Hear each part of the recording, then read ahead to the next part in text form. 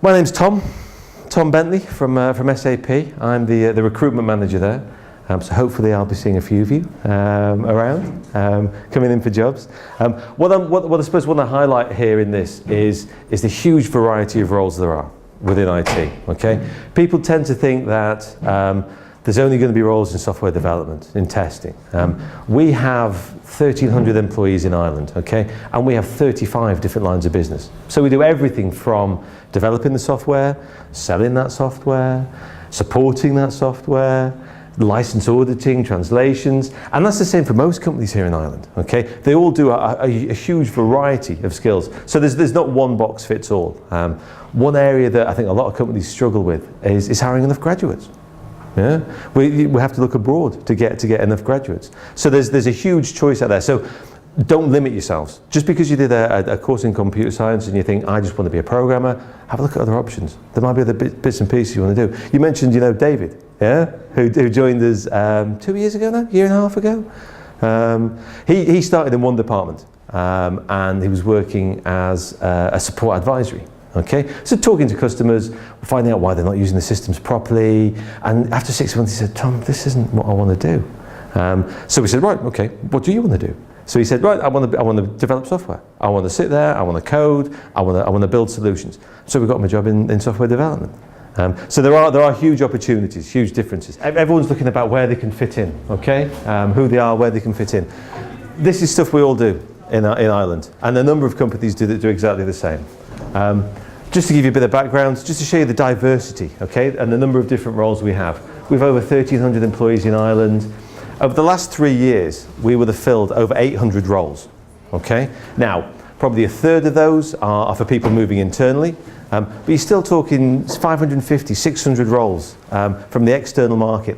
And the good news for you guys is we're increasing the number of graduates that we hire every year, okay? Our average age is 34. To you guys, that's probably not too young, but it's the lowest average age we have in the EMEA. We've got the highest number of female employees. I mentioned earlier about these meetings we have with the other top 10 IT companies, okay? There is a real shortage of female employees, female people doing IT, okay? So all these companies suffer from diversity issues, but we have 60-40 split, male-female, 28% female managers, 33 nationalities, 28 languages. A lot of the roles that we do aren't just the pure software development roles. They are dealing with customers. So say the Coors brewery in the States stops working, okay? They'll ring us up and say, guys, we're losing $1 million every hour, fix it. So our guys will get into the system, they'll troubleshoot, find the problem in the code, solve it themselves, or get a group of teams together to go and do that themselves, okay? So it's not just about the computer science skills you have, or the skills in Java or .NET or C# or whatever language you've learned. It's being able to change those. You've shown by doing a degree you can learn, okay? We can then teach you, and the other companies in Ireland will be able to teach you specifically what they need from that basis of the degree you have. Again, we've got a base in Dublin, base in Galway, and this is just some of the lines of business we have, okay? So you're not just looking at programming or testing. You can do a whole variety of different roles. And again, that's exactly the same for all the big companies in Ireland. Just a quick slide to show you how the number of grads has increased. The biggest three problems that companies have in Ireland at the moment are languages, diversity, and graduates, okay? We can't find enough good graduates. So guys, there is no recession in IT. There is no recession there. People seem to be a bit scared to get into IT. You just constantly develop, you constantly evolve. If you're keeping your skills up to date, ourselves or the company you join will be able to do that for you. Now, how do we actually get this job? This, I suppose, is what you're all looking at. How do we get these roles, okay?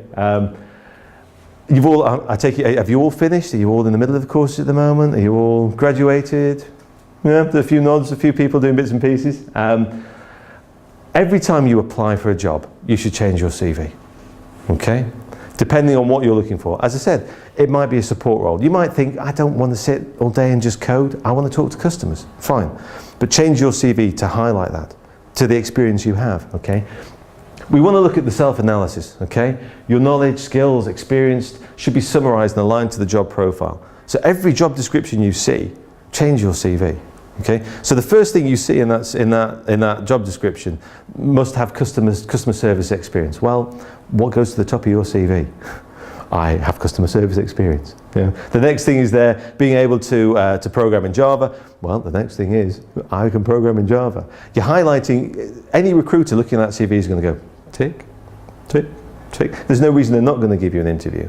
Okay, so it's aligning what you've done to the job profile. Yeah, keep all the information in there. Keep it concise, logical, consistent. We don't like to see 20 different languages you've studied. The ones that are most relevant, absolutely. The ones you've actually worked in or done your final year project in, absolutely. That just takes up space. It's taking up space. That CV is your sales document, okay? That should be how you're addressing yourself to a company. Putting events and experiences in a chronological order. If there are gaps in there, being able to explain it. Yeah, people go on a gap year. People go travelling. People take a year off for whatever reason. I took a year off at university to go and earn some money. But as long as you can explain that, as long as you can go to a recruiter, well, between 2009 and 2010, I actually took a gap year. I went off travelling, but this is what I learned from that. This is what I gained from it. Things that we're not very good at here, guys, is using positive, active words to describe yourself, okay, and your achievements. And if possible, explaining your achievements with figures. There's a great technique to use in an interview. Once you've got past that first stage of actually, getting through the door, there's a thing called the STAR technique. Has anyone had interviews yet? Has anyone been doing interviews? Cool. This STAR technique is just showing, it's like telling your mates a story in the pub, okay? You're giving a little example of what you've done before, because what you've done before is what you're going to do again. And you're setting up the situation, the task, the action, and the result. Hence why it's called the STAR story. And that just allows people to see, right, you've done this before, this is what you can do again, okay? The skills that we are looking for, what we as employers want, okay? These are hugely important, obviously. Your specialist skills, the skills you've learned through your studies, specific languages, IT skills, etc. Commercial knowledge about how business works, massively important, because that shows you can learn. Okay, that shows you've got the aptitude to learn. When you join us, or you join a separate company, you join someone different, they're all going to train you different ways to use different languages.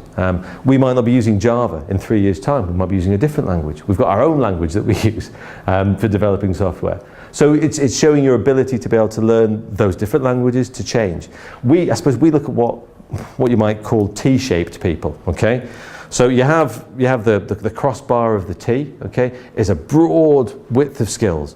That can be everything from working in a bar, dealing with people, from being able to work in a team, yeah, if you've been in a sports team, if you've been working in Superquid, if you've been working in Musgraves, it shows you've got that aptitude to work in a team, a vast variety of skills.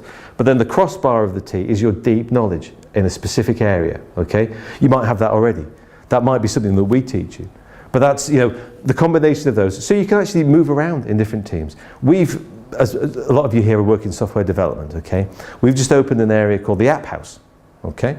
And it's built to be a little bit different, so that you can go in there. David works in there. He'll tell you all about it. It's an environment where you can be more creative, okay? So there's bits of Lego in the corner. You can write on all the walls.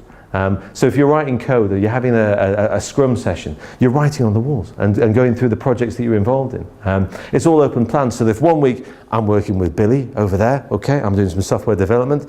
Next week I'm working with Jane over here doing a bit of testing. You actually take your desk, roll your desk over and move it over.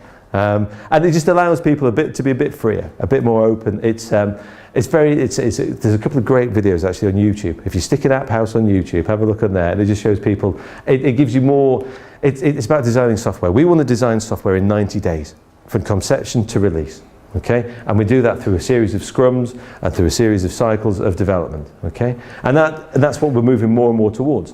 We're going to be, and everyone's moving more towards mobile. Okay, we're going to be number one in the mobile space, so that a manager, if in Walmart in the US, can pick up his iPhone, his iPad, and check what stock he has in every store instantaneously.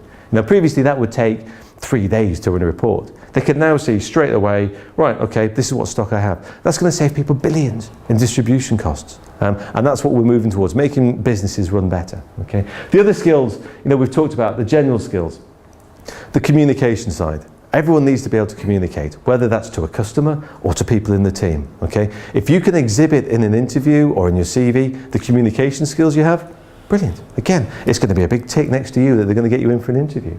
The people skills, the self-reliance skills. Can you work independently? Again, it's hard sometimes when you are a graduate because you don't have much work experience, okay? But fall back onto the old reliables of the project you've been involved in, okay? Be able to talk about that at length, okay?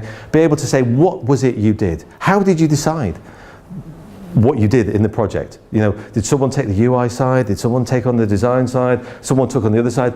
This is how we decided it. Show some format behind that. Show some reasoning behind that, and then you can explain that better to an employer. Okay. Know your own strengths and weaknesses. Okay. I always think that the interview of getting someone in and seeing someone's CV is almost like your first performance review. Okay. You can see what you can do, how we can mould that. I reckon that in SAP it takes 6 to 9 months after a graduate has come in before they're actually ready to go out and talk to a customer, before they're ready to go and do their job properly. It takes that much time in ramp-up time to teach you what we need to teach you, okay? But having that core basis of the skill of be it in Java programming, be it in the business side, having the business acumen is what we will rely on to be able to teach you that. Are you organised? You know, very important, very important. Certainly when you're trying to deliver software in 90 days, yeah, you need to be organised. You need to be part of that team, okay? There are, as I said, all the companies I mentioned earlier, they probably hired in the region of 2,000 people last year. Okay, you guys are in a very privileged position. You have skills that a hell of a lot of employers are looking for. Okay, so you can be picky, you can be choosy about the company you want to apply for. Okay, you need to be picky because you need to be certain that this is the role you want to do. So have a look at the breadth. All these places. I mean, our careers site. You can go on there and see the huge variety of different roles that people have. Okay. Yes. Hi. Sorry. Can I ask you Yeah. about your recruitment process? What exactly is involved? It depends. It depends on the role. For a lot of the graduate roles, and we are going to be hiring probably 20 graduates before the end of the year to start in January for our app house, for our development side. Okay. We will get you in for a standard interview. Absolutely, we'll get you in for a face-to-face interview where we will ask you about your programming experience. We'll probably have a little Java test as well, just to see if you know, and that's only going to be if you're doing, if you're going to work in that area. There will be an interview. What we'd like to do as well is do a group session. Okay, so we'll put you in a room together with 4 or 5 other people. Now it's not a fight, it's not a battle. There's going to be no boxing gloves under the desk, but it's to see how you interact as a team. Because teamwork to us is massively important across all the lines of business. Whether that's sales, you've got to work as part of a team. In development, working part as a team. You're only as strong as, and that's why we like diversity. Different people from different cultures bring different ideas, different ways of doing things. That's why we're hiring more graduates, because people are coming with different ideas. We don't want to do things the same way. We can't, because we're constantly evolving. We're using the latest, greatest technology. We need to know how to be able to do that. And that relies on people learning that. So we need to see how you're going to interact as a team. So we might give you a little exercise like a survival exercise, okay? Where your plane's crash landed, there's a list of 12 items, you've got to decide as a team which ones you salvage, okay? And this is to see how you interact, how you work as part of a team. The result doesn't really matter if you live or die in the exercise. You can freeze to death as long as you work well as a team, and that's what's important. Okay, the teamwork side as well as those specialist skills you have. Thank you.